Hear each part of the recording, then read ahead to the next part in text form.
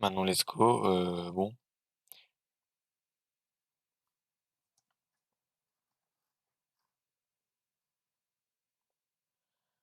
l'abbé Prévost, l'abbé Prévost, né en 1697, Antoine Prévost, Antoine François Prévost, mène une vie riche euh, en péripéties ponctuées de scandales et de fugues successives. Il embrasse en 1721 une carrière ecclésiastique et commence à rédiger en 1728 les mémoires d'un jeune homme de qualité.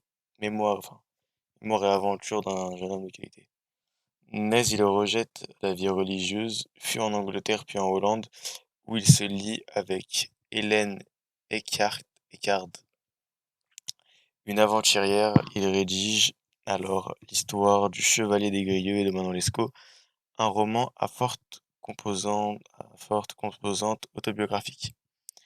Il retourne à Londres en 1733 et fonde un journal, puis revient en France, où il est emprisonné pour dettes euh, en 1734, avant de devenir aumônier du prince conquis en 1736. Il décède en 1763 à Courteuil.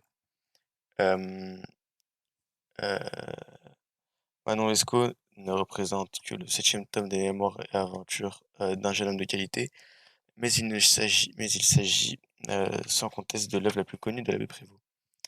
Ce succès est certainement dû au mélange de genres qui confère à cette œuvre une richesse exceptionnelle.